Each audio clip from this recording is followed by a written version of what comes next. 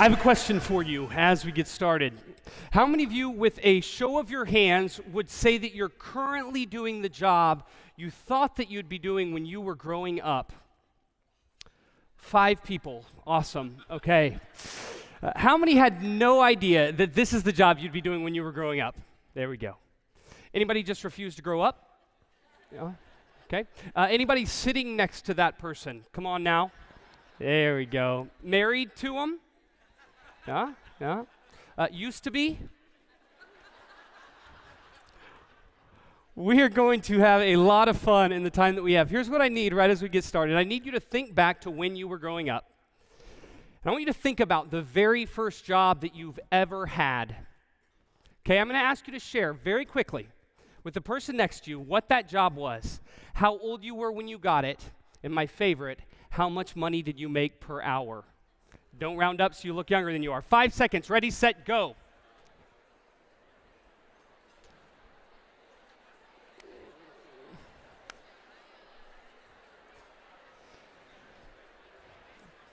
Okay. 3, 2, 1. Time's up. That's it. That's all we've got. Now, I need you to raise your hand. I want you to raise your hand if you got your first job before the age of 12. Wow.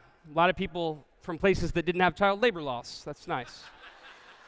Before the age of 12. Okay, let's try a different one. Who here who here made more than $5 an hour in your first job? Okay, these people will be covering dinner tonight. Yeah. Who made $1 or less an hour in your first job? Raise your hand, please. Wow. Let's show these people some respect. Come on.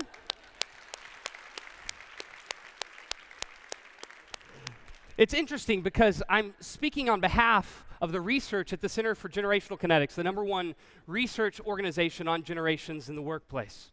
And it's fascinating because often we'll interview people and we find consistently that those who made $1 or less an hour still save money.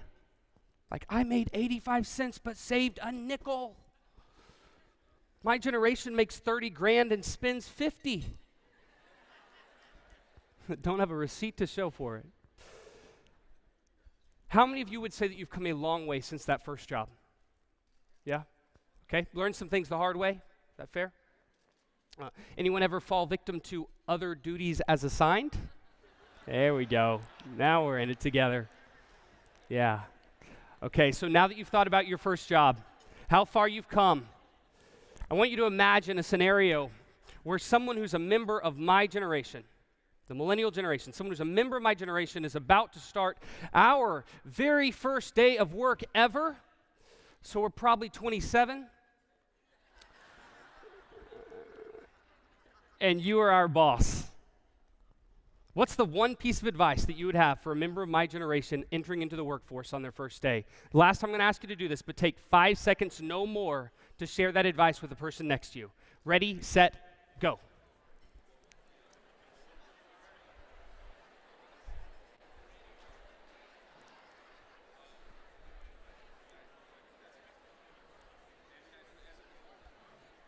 Okay. I'm sure there's a lot of great advice. You know we need it. There's no doubt about that. I've heard everything that can run the gambit in terms of advice for our generation. Probably my favorite was one I recently heard. A senior, actually a retired member of an association stood up on the front row before I even could send it for discussion, and he pointed at me and he said, "Pull up your pants." It's not rude to say my generation needs advice. That's not rude to say that. We will do things that you just can't believe we would do at work. I'm sure you've seen this. You hire a new teacher, you look over halfway through a class, and they've just disappeared. Gone. Probably on their smartphone, in the bathroom, taking a selfie. And all you can think is, oh, don't these kids know any better?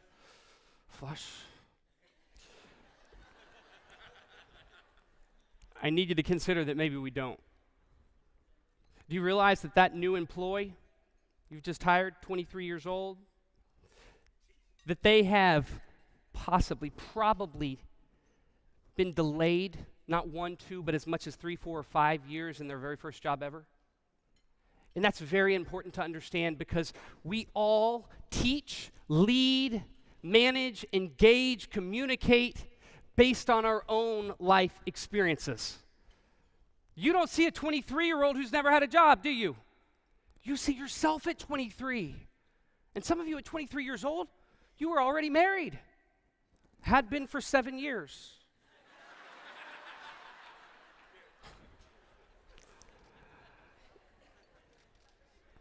And this kind of difference can create all kinds of frustrations when we have to work together. And of course, it only becomes more challenging when we start to get a bigger picture of what's happening, where we're talking about 4 generations having to work side by side in education, educating a 5th generation who the way that you communicate, engage, and teach will shape the way that they can then interact with every other generation moving forward in our worlds. And let me be clear, for all of history, younger people have frustrated older people. Like older people have been really, really frustrated by younger people. In fact, we have a 2-year-old and he loves my parents, and someone said to me, the reason that is the case is pretty simple, because they have a common enemy, grandma and kid. But here's the real truth. If it was as simple as just an older and younger thing, we wouldn't need to have this discussion. Something fascinating and typically invisible has taken place, where the very foundation of the experiences that create normal for one generation are totally different than what's normal for another generation. And that creates frustrations, challenges, and miscommunication. That creates a lot of problems in the classrooms and for the kids that depend on you to help guide them into this future. But the good news is it doesn't have to be that way. We actually can turn this into a strategic advantage for everyone in education. We can and we must. And so what I want to do with the rest of the time we have is I want to actually dive into what we need to know about the generations that are currently occupying us in education. What's actually true, what's not true. How many of you would say that you've read something in the last week about the millennial generation? Who here is tired of hearing about the millennial generation? Yeah. Most of all millennials. Who, by the way, are the most offended by the reputation and the behaviors that are often associated. We're seeing something that no one's talking about. The research actually reveals what we call the dislocation of the generations breaking into 2 parts that don't relate well to each other. But we have this interesting situation where the volume of information out there makes it really easy to see and read something about the generational studies. But unfortunately, it doesn't mean that that research is real, and it doesn't mean that information is true. And so what I want to do is I want to share with you what's actually taking place when we look at the data. And what we need to know, what's not true. What are the myths that people often believe that actually cause more problems than good? Does that sound good? Okay, so to get us started, we got to talk about what generations as a study are and what they aren't. We are going to be practical, though, so if you have a pen, this would be a good time. Pull out pen, paper. If you don't have a pen, that's okay. Just turn to the boomer next to you. They have 2.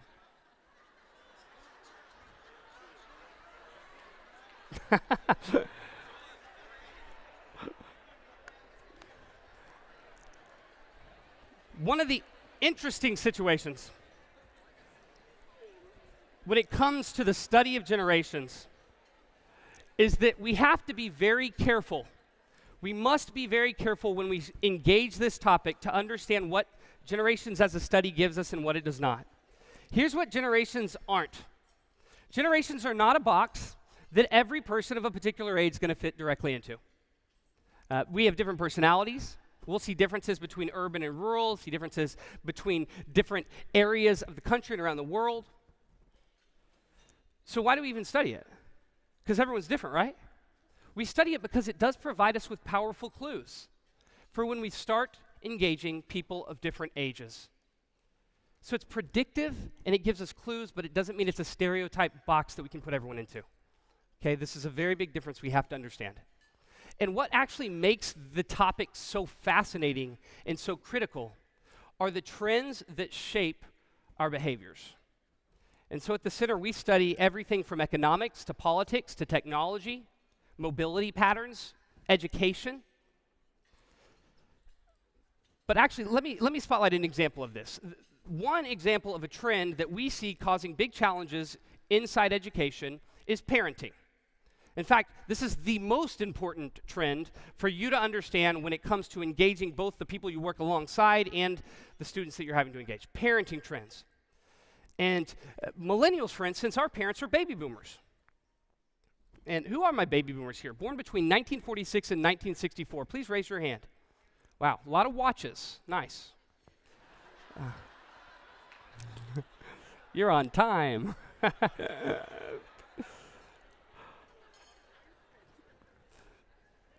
Boomers, I do want to be clear here. I might give you a hard time. You are our parents. But I actually want to just be very clear. We need you. You have skills. Yeah, let's come on. Bring it on.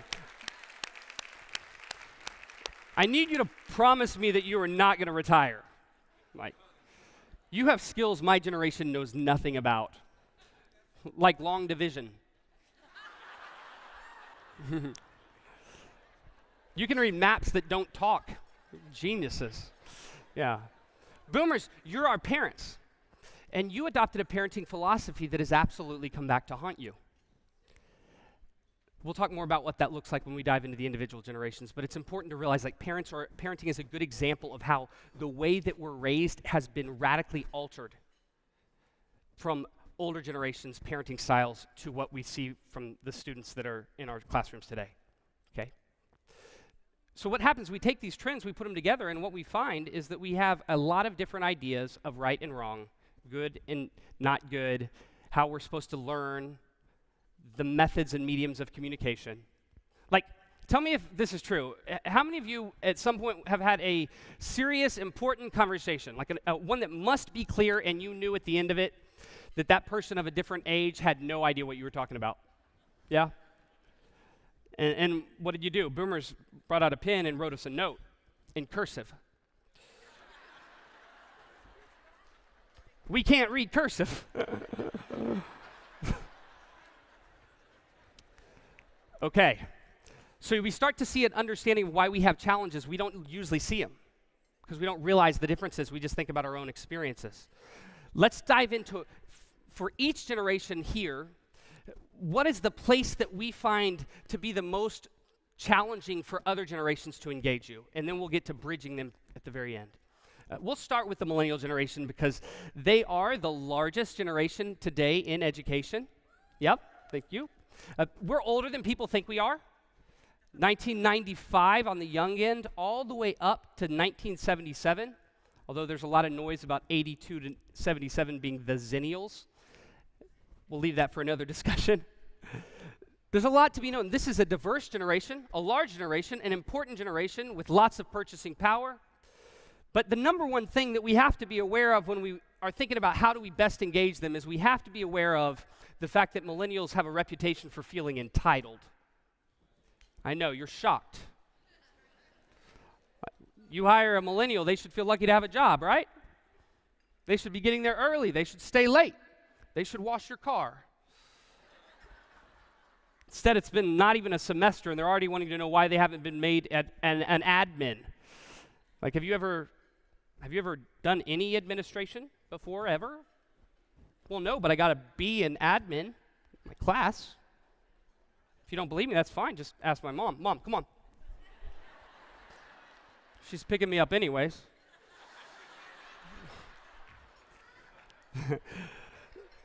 The question isn't, do we display entitlement? It's where does it come from and what does it mean for you? Where does it come from? Very important. Remember I mentioned parenting earlier, right? I'm going to demonstrate for you what life was like on the 18th birthday of a boomer. Compare that to life on the 18th birthday of a millennial, and you will have no questions about where this came from. So boomers, tell me if I get this wrong. Just write it on the evaluation. Cursive, fine, whatever. Your mom and your dad were very excited to greet you, celebrate the occasion together. They were able to celebrate together because they were married. And they said, "We love you. We are so proud of you. You have a bright future ahead of you. But you are 18 now. So it's time for you to get another job, go to college, join the military. We don't really care. Get out."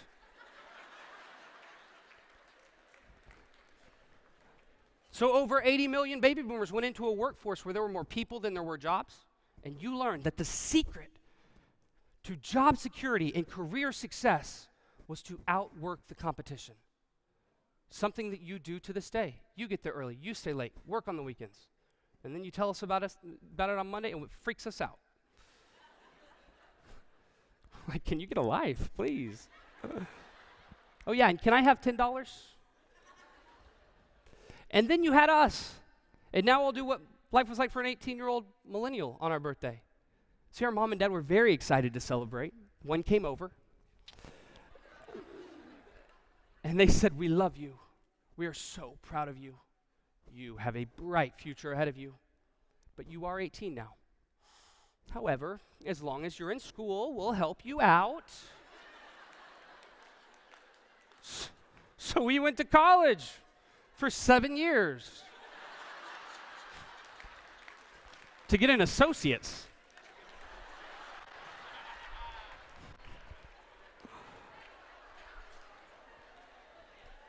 People ask, where does entitlement come from? It comes from this parenting style that you adopted, which you've heard. I need you to finish it with me. We want it to be easier for our children. Yeah. Hear me very clearly. Mission accomplished. Nailed it. Here's what entitlement is at its core. It's big expectation of an outcome with no understanding of the process. The problem is not having a big desire for a large outcome. The problem is not understanding the process. Things that we had been shielded from out of a desire to protect and care for and make it easier for us than the hardships that created the values that boomers have in the work that they do.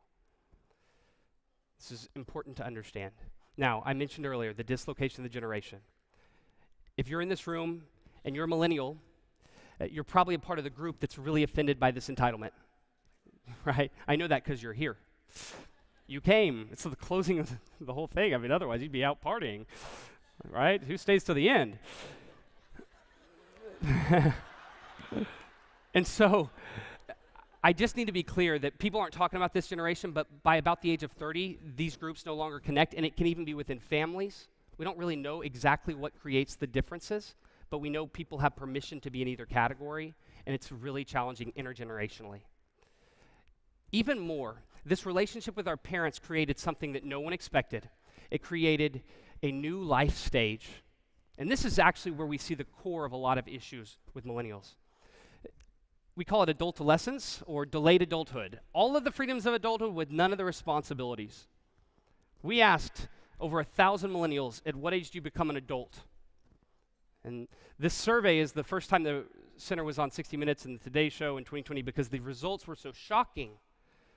That most popular answer among my generation, at what age do you have to become an adult, meaning pay your own bills, live on your own, have a job?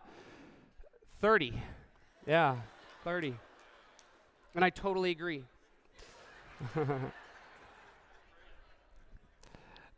It doesn't mean that millennials can't work hard. It just means why they will work hard is different, and what they come into work with in education is not going to be the same skill set and with the same knowledge that you came in at the ages you were at. This is the problem. So entitlement is the biggest challenge of millennials. But now let's look at the generation that has to deal with this entitlement most frequently. Gen X, born between 1976 and 1965. This is a generation that was raised during an era of broken promises.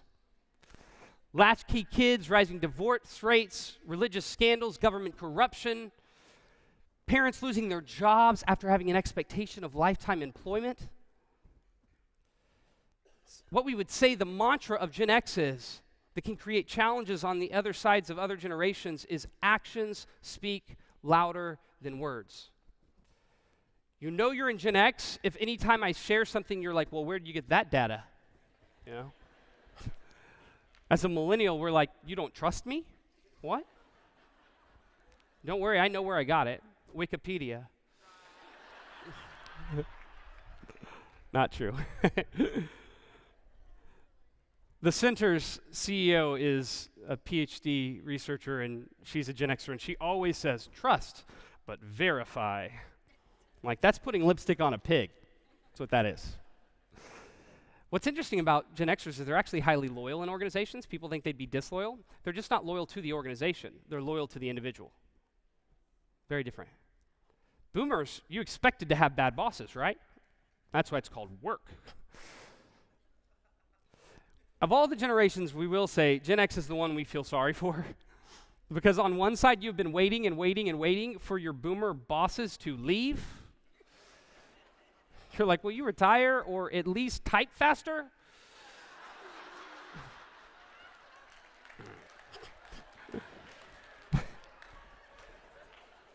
And then you got on the other side, you got millennials that are like, promote me or I'll tweet about you. I'm sorry about that, Gen Xers. You expect to work, you're into the details, into the data, and in a lot of ways you're moving into the leadership of education across the board. We are in good hands with Gen X, there's no doubt about it. No doubt, yeah. One thing that's interesting is Gen X always feels like they've been passed over. They always feel like they don't get their due because they're stuck between these huge organizations or generations. And so, in honor of that, I'm going to move on and talk about the boomers. Boomers! You know state capitals. Geniuses.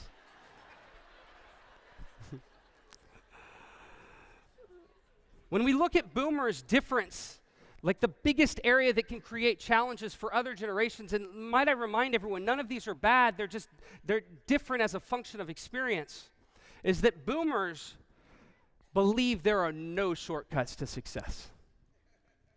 You start at the bottom, you work your way up, you must pay your dues.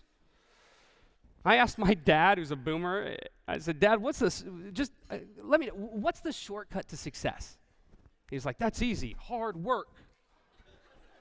You don't know what shortcut is, do you? You've put in the time, you've been there early, you've stayed late, you've worked hard, you've worked long, and you value it in others. When you have a group that comes in and measures loyalty by how much effort they gave during the time they were there, I gave you the best 3 weeks of my life. Can I get a reference? It can be really tough, but it even actually goes a step deeper than that. Being willing to start at the bottom and work your way up is also a function of authority. And one of the ways that we see the authority structure and the way that we view authority is a function of time, and the effort goes this direction. So we communicate as boomers in terms of like a military structure of communication. If you're on top, you make the decisions. If you have a problem and you're a private, who do you get to talk to? No one. Or maybe the person right above you. But then you have a younger generation in Gen Z and in millennials whose experience with the military is lower than anyone else in recent history, and their perspective on communication and authority is based on the open web, where everyone is directly linked to everyone. So they don't even see authority. What does that mean in education when your students who are in Gen Z don't view teachers as having authority because they have no unique monopoly on information? How do we then think about behavior? How do we think about teaching given this new scenario? Because often we approach it with the assumption that teachers should automatically carry the experience or carry the respect that you gave them, which by the way is amazing and really good, but then we don't realize that it's not intentionally being rude when they're challenging you. They'll challenge their mom. Whoever's right is who got the most likes on Facebook. This isn't right or wrong, it just is a recognition of where the challenge can take place. And of course, this is me introducing this young generation that really is the future and is everything that we're here to discuss. Gen Z. How do we think about this generation born after 1995? For them, September 11th, 2001 has never been anything but history. Yeah. Imagine that, 86 million in Gen Z right now. Perhaps along with being the most diverse generation in history, they are the most global generation. They don't see diversity until it's absent.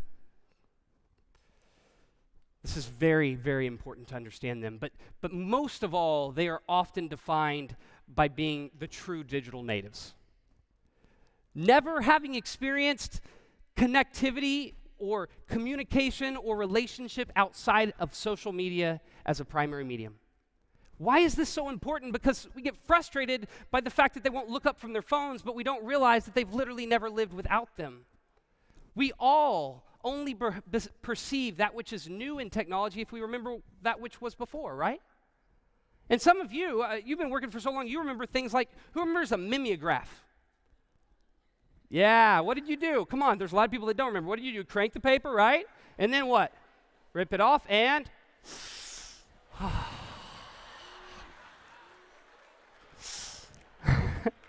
the purple paper. Why am I sniffing the paper? Email doesn't smell. A lot of people, millennials, do not know this. Yeah, because it smelled good. I heard that. No, because you got high. That's why. I convinced my dad to get an iPhone. I come back over. He's taken it back because I quote, cell phones don't need to do all that stuff. On the other hand, last year, I got a call on my birthday on FaceTime from my sister, but it wasn't her. It was my 3-year-old niece, Courtney. She called me to sing happy birthday without her mom even knowing. Yeah. I said, where's your mom? She's not available. Okay. Courtney, my niece, my son, almost 3 years old, also, they will never experience talking on the phone without being able to see the person they're talking to. This type of connectivity permanently changes the way they think about relationship. It changes the way they think about being social, where every decision is made socially and polled and reviewed. It changes the way they make decisions. It changes how they even handle money, where they've lived in a cashless world where Venmo and PayPal are the easiest and fastest ways to connect with money. It changes how they learn. What's the number one source of learning today for Gen Z? YouTube. YouTube, yeah. There's other online channels that are getting a lot of play, but the bigger point is online video. 85%, we did a study, massive study. In fact, largest of the year on Gen Z, 85% of Gen Z has looked up online how to do something, a do-it-yourself product, through video in the last week. Yeah. So they think differently about learning. They approach it differently. And not just that, but this connectivity reduces their attention spans, which can be really hard. Really, we're all struggling with this one. 9 out of 10 of us, when watching TV, use a second device. I had ADD as a kid. I still have ADD, but I had ADD, and when I was a kid, I was told that watching TV was what was causing it. Yeah. Now, if you can watch a 30-minute sitcom without pulling out your phone, you're the best we've got.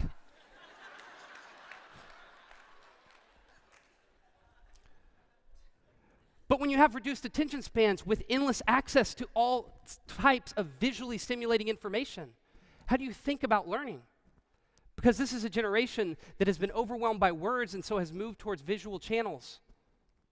And I'll be really honest, this is a complex question because on the one hand, you have to know what they need is the easiest mechanism for getting the information you need to give them. Short burst, visual methods, connected through mobile as everything else in their life is.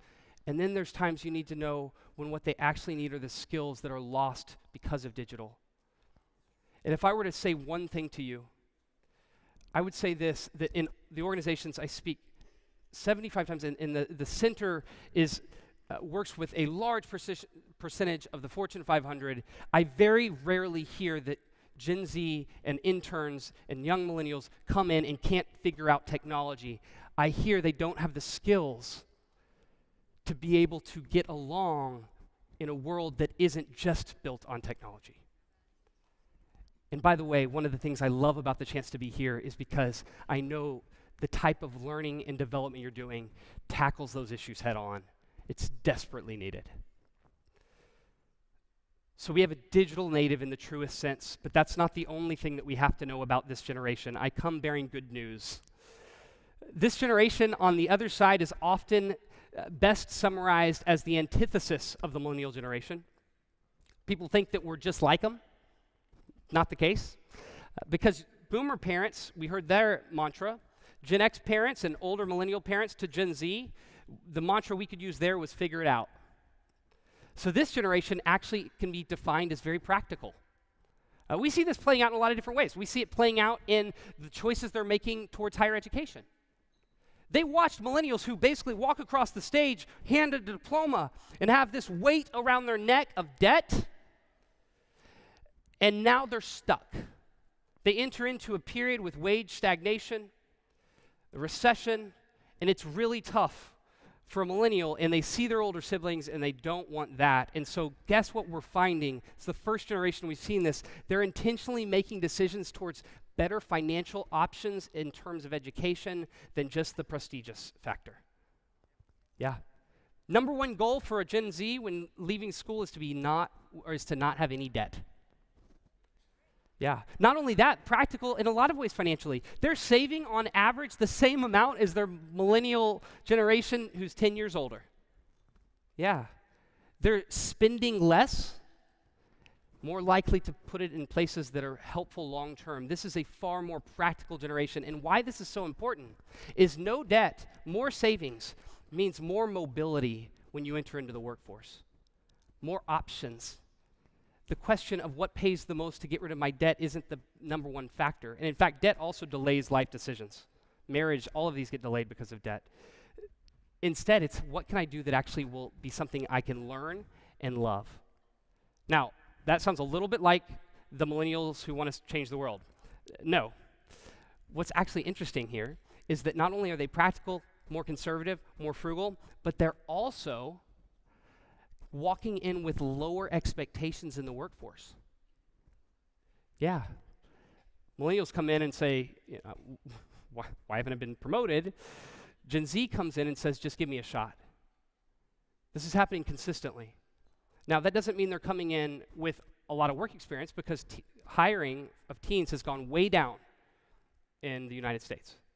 But they're coming in with an attitude that says, just give me a shot. This is really great news.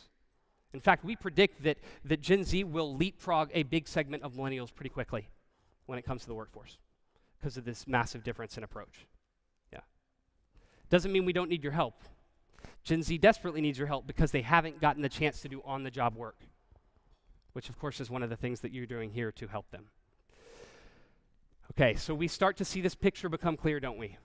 Of why there's challenges, but also why there's opportunities. Here's what I'd like to do. This issue, in a lot of ways, I just want to start the conversation on how we think about generations. I want to give you my email address. It's my personal one. I have one request. I'm going to give it to you. If you want a video of me, 10 minutes that I'll talk to you, I'm going to record it and send it to you so that you can share it with other people in the schools and the place you work. And I'll also send you some of the research that we're doing, the newest research. Does that sound good? Here's my email, but my one request, thank you. My one request is that you would email me like now or before you leave here so that I can get them all and send them a reply together. Cool? So it's cs@genhq.com. cs@genhq.com.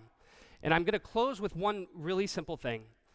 I love to speak. I love to do what I do. But there's nowhere I care more about being than in front of people like you. I am the product of educators. My dad taught as a lecturer at university. My mom was a teacher. My wife, until we had our most recent child, was a teacher and will be going back into teaching.